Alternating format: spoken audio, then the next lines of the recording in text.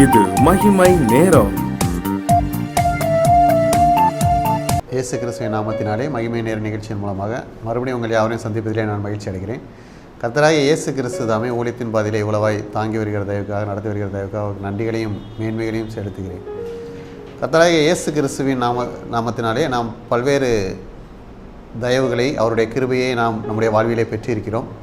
அவருடைய இரக்கத்தினால் நம்முடைய வாழ்வை அவர் அலங்கரித்திருக்கிறார். இல்லை என்றால் நாம் எவன்றோ அழிந்திருப்போம். கர்த்தருடைய கிருபை இவ்வளவாய் நம்மை தாங்கியிருக்கிறது. அவருடைய தயவு நம்மை தாங்கியிருக்கிறது. அவருடைய தயவை ருசி பார்த்த நாம் எப்படியாக வாழும்படியாக நம்மை ஒப்பு கொடுத்து வாழ்கிறோம் என்பதை சிந்தித்து பார்க்க வேண்டும். இயேசு கிறிஸ்து என்னுடைய தயவை ருசி பார்த்த நாம் எப்படியாக வாழ வேண்டும் என்று இயேசு விரும்புகிறார் என்பதையும் நாம் சிந்தித்து கொண்டிருக்கிறோம். இந்த நாளிலும் நாம் எப்படியாக காணப்பட வேண்டும் என்று இயேசு விரும்புகிறார் என்பதை சிந்திப்பதற்கு ஆதாரமாக எடுத்துக்கொண்ட வேத வசனம் 1 பேதுரு 2ஆம் அதிகாரம் 10ஆம் வசனம். முன்னே நீங்கள் தேவனுடைய ஜனமாய் இருக்கவில்லை, இப்பொழுதோ அவருடைய ஜனங்களாய் இருக்கிறீர்கள். முன்னே நீங்கள் இரக்கம் பெறாதவர்களாய் இருந்தீர்கள், இப்பொழுதோ இரக்கம் பெற்றவர்களாய் இருக்கிறீர்கள் என்று வாசிக்கிறோம். இயேசு கிறிஸ்து அவருடைய தயவை காண்பித்து நம்மை அவருடைய ஜனமாக ஏற்றுக்கொண்டிருக்கிறார். பல்வேறு சூழ்நிலையிலே நாம் பாவ வாழ்க்கையில் இருக்கும்போது இந்த இரக்கங்கள் நமக்கு கிடைக்கப்பெறவில்லை. என்று நாம் பாவத்திலிருந்து விடுபட வேண்டும் என்று நினைத்தோமோ, என்று இயேசுவே தஞ்சம் என்று நாம் அவரை நாடி தேடி வந்தோமோ, அப்பொழுது நமக்கு இரக்கம் கிடைத்தது. நாம் நம்முடைய பாவ வாழ்க்கையில் இருக்கும்போது நம்மை ரட்சிப்பார் இல்லை, நம்மை மீட்கும் பொருள் இல்லை. நாம் இயேசுவே இரட்சகர் என்பதை அறிந்து வந்ததினால் நாம் இரக்கம் பெறாத சூழ்நிலையிலும் இயேசு கிறிஸ்துவால் நமக்கு இரக்கம் பெற்று இரக்கம் கொடுத்து நம்மை அவருடைய சொந்த ஜனமாக ஏற்றுக்கொண்டிருக்கிறார். இயேசு கிறிஸ்துவானவர் நம்மை சொந்த ஜனமாக ஏற்படுத்தி இருக்கிறார் என்றால் நாம் எப்படியாக காணப்பட வேண்டும் என்று நாம் பார்க்க வேண்டும். இயேசு கிறிஸ்து நம்மை சொந்த ஜனமாக தெரிந்தெடுத்திருக்கிறார். நாம் எப்படியாக காணப்பட வேண்டும் என்று பார்ப்போம். முதலாவது பார்ப்போமானால் யோவான் 15ஆம் அதிகாரம் 16ஆம் வசனத்திலே பார்க்கும்போது, நீங்கள் என்னை தெரிந்து கொள்ளவில்லை, நான் உங்களை தெரிந்து கொண்டேன். நீங்கள் என் நாமத்தினாலே பிதாவை கேட்டுக்கொள்வது எதுவோ அதை அவர் உங்களுக்கு கொடுக்கத்தக்கதாக நீங்கள் போய் கனி கொடுக்கும்படிக்கும் உங்கள் கனி நிலைத்திருக்கும்படிக்கும் நான் உங்களை ஏற்படுத்தினேன் என்று வாசிக்கிறோம். இயேசு கிறிஸ்துவிடத்திலே நாம் ரட்சிப்பை பெற்றிருக்கிறோம். அவருடைய தயவினால் நாம் ரட்சிப்பை பெற்றிருக்கிறோம். இயேசு கிறிஸ்துவிடத்தில் நாம் திரும்பி இருந்தாலும் அவர் தயவு கூர்ந்து நம்மை அவர் மீட்டு எடுத்திருக்கிறார். அவர் நம்மை தெரிந்து கொண்டிருக்கிறார். நாம் நம்முடைய ஞானத்தினால் அவரிடத்திலே வந்து அவரை தெரிந்து கொள்ளவில்லை. இயேசு கிறிஸ்துவானவர் நம்மை மீட்டு நம்முடைய ஆத்மாவை காக்க வேண்டும் என்று நினைத்ததினால் அவர் நம்மை தெரிந்து கொண்டிருக்கிறார். அவர் நம்மை தெரிந்து கொண்டு நம்முடைய வாழ்க்கையிலே நாம் விரும்புகிற எல்லா காரியங்களிலும் செய்து தருவதற்கு அவர் ஆயத்தமாக இருக்கிறார். இயேசு கிறிஸ்து அவருடைய தயவை காட்டி நம்மை ரட்சிப்பின் பாதைக்குள்ளாக வழிநடத்தியிருக்கிறார். அதுவே நாம் நம்முடைய ஆத்மாவை காத்துக்கொள்வதற்காக இயேசு கிறிஸ்து நமக்கு செய்த பெரிய கிருபை. அதன் மூலமாக நாம் நித்திய வாழ்வை பெற்றுக்கொள்ள முடியும். ஆகிலும் இந்த உலகத்திலே நாம் வாழும்போது நாம் நம்முடைய இந்த உலக வாழ்க்கையிலே ஜெயமாய் வாழ்ந்து இந்த உலக வாழ்க்கையிலும் நாம் ஆசீர்வாதங்களை பெற்றுக்கொள்ளும்படியாக நாம் நம்முடைய வாழ்க்கையிலே தேவையான ஒவ்வொரு காரியங்களிலும் நாம் இயேசுவை நோக்கி பார்க்கும்போது, நாம் இயேசுவை நோக்கி வேண்டும் போது ஒவ்வொரு காரியங்களிலும் இயேசுவானவர் நம்முடைய ஜெபத்தை கேட்டு நமக்கு பலனை கொடுத்துக்கிறார். நாம் சற்று சிந்தித்து பார்ப்போமானால் எத்தனையோ காரியங்கள் நம்முடைய வாழ்க்கையிலே நாம் இயேசு கிறிஸ்துவிடத்திலிருந்து நாம் பெற்றிருக்கிறோம்.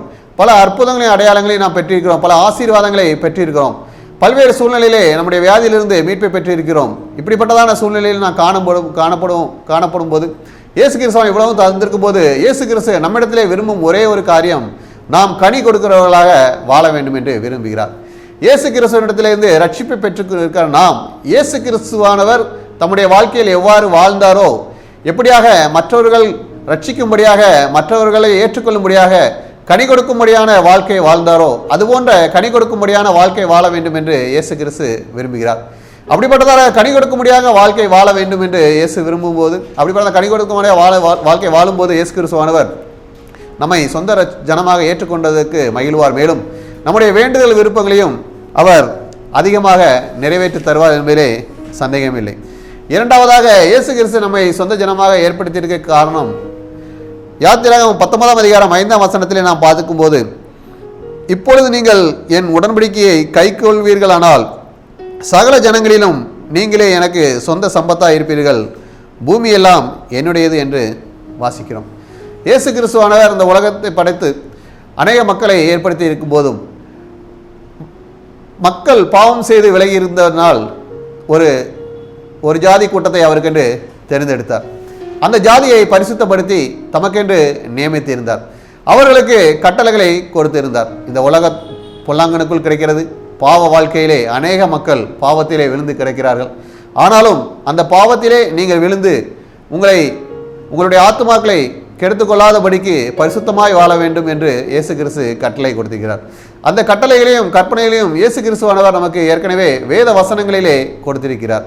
அந்த வேத வசனங்களில் உள்ள கட்டளைகளையும் கற்பனைகளையும் காத்து நடக்கிறவர்களாக கை கொண்டு நடக்கிறவர்களாக நாம் காணப்பட வேண்டும் என்று விரும்புகிறார். ஏனென்றால் இயேசு கிறிஸ்துவானவர் நம்மை அவருடைய சொந்த சம்பத்தாக நம்மை நியமித்திருக்கிறார், தெரிந்திருக்கிறார். அவருடைய கட்டளைகளின்படி கற்பனைகளின்படி வாழ்ந்தால் மாத்திரமே நாம் இந்த உலகத்தில் உள்ள பாவ வாழ்க்கையிலிருந்து நாம் விடுபட்டு வாழ முடியும். இச்சைகளுக்கு விலகி வாழ முடியும். நம்மை பரிசுத்தமாக காத்துக்கொள்ள முடியும். சாட்சியுள்ள வாழ்க்கை வாழ முடியும். கட்டளைகளும் கற்பனைகளும் இல்லை என்றால் எது சரி எது தவறு என்று நமக்கு தெரியாது. நாம் ஒரு மிருகங்களைப் போல நாம் வாழ்ந்து கொண்டு இருப்போம். ஆனால் இயேசு கிறிஸ்துவானவர் தம்முடைய வேதத்திலே நமக்கு அருளி செய்து கட்டளைகளையும் கற்பனைகளையும் அந்த வசனங்களின் மூலமாக நமக்கு போதித்திருக்கிறார். அநேக சாட்சிகளையும் அதை கை கொண்டவர்கள் பெற்றுக்கொண்ட ஆசீர்வாதங்களையும் அதிலே கூறியிருக்கிறார். இப்படிப்பட்டதாக பல்வேறு ஆசீர்வாதங்களையும் பல்வேறு சட்டத்திட்டங்களையும் இயேசு வைத்திருக்கிறார். அதன்படி நாம் நடந்து நம்மை காத்து கொள்ளும் போது இயேசு கிறிஸ்துவனுடைய சொந்த ஜனமாக இருப்போம் என்பதிலே சந்தேகமே இல்லை. மூன்றாவதாக நாம் இயேசுவை துதிக்கிறவர்களாக காணப்பட வேண்டும் என்று பார்க்கிறோம். ஏசாயா 43 அதிகாரம் 21 வசனம் இப்படியாக கூறுகிறது, இந்த ஜனத்தை எனக்கென்று ஏற்படுத்தினேன், இவர்கள் என் துதியை சொல்லி வருவார்கள் என்று வாசிக்கிறோம். இயேசு கிறிஸ்துவானவர் நம்மை ரட்சித்தார், நம்மை மீட்டு கொண்டார், நம்மை இவ்வளவாய் வழிநடத்தி வருகிறார். ஒவ்வொரு கால சூழ்நிலையிலும் நாம் அவரை சோசரிக்கிறோமா துதிக்கிறோமா என்பதை நாம் சிந்தித்து பார்க்க வேண்டும். அவருடைய தயவை நம்மை காண்பித்து நம்மை மீட்டு இருக்கிறார், அதற்கு நாம் நன்றியுள்ளவர்களாக காணப்படுகிறோமா என்று நாம் சிந்தித்து பார்க்க வேண்டும். நாம் பரலோக ராஜ்யத்தை சுதந்திரித்துக் கொள்கிறோம் என்றால் அங்கே சென்று நாம் இயேசுவை துதிக்கிற ஒரே வேலையை மட்டும்தான் செய்வோம். இங்கே இயேசு கிறிஸ்து நம்மை எவ்வளவாக சந்தோஷ மகிழ்ச்சியோடு நாம் எந்த ஒடுக்குதலும் இல்லாமல் சுதந்திரமாக வாழ கிருபை செய்திருக்கிறார். அதை எண்ணி நாம் அவருக்கு சோஸ்திரங்களையும் நன்றிகளையும் செலுத்துகிறோமா என்பதை சிந்தித்து பார்க்க வேண்டும். பல்வேறு சூழ்நிலையிலே நம்முடைய தேவைகளை கேட்பதற்காக நாம் ஜெபத்திலே முழங்கால் படுகிறோம்.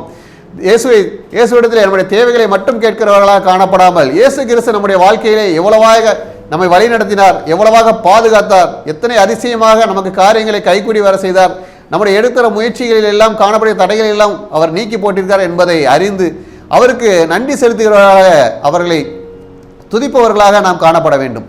தேவதூதர்கள் அவரை துதித்து கொண்டே இருப்பார்கள். நாமும் மரித்த பின்பாக பரலோகராஜ்யம் சென்று அவரை துதிக்கும்படியாக நாம் நியமிக்கப்படுகிறோம். அப்படியானால் நாம் இந்த உலக வாழ்விலே நாம் அதற்கான ஆயத்தங்களை செய்ய வேண்டும். நாம் இயேசு கிறிஸ்து நம்மை ஏற்படுத்தி இருக்கிறது அவருடைய துதியை சொல்லி வரும்படியாக.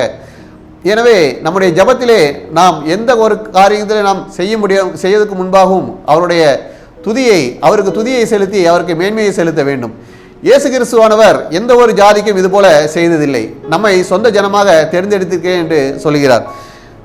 சங்கீதம் 147:20 நாம் பார்ப்போமானால் அவர் வேறு எந்த ஜாதிக்கும் இப்படி செய்ததில்லை என்று பார்க்கிறார். இயேசு தனித்துவமாக நம்மை தேர்ந்தெடுத்திருக்கிறார்.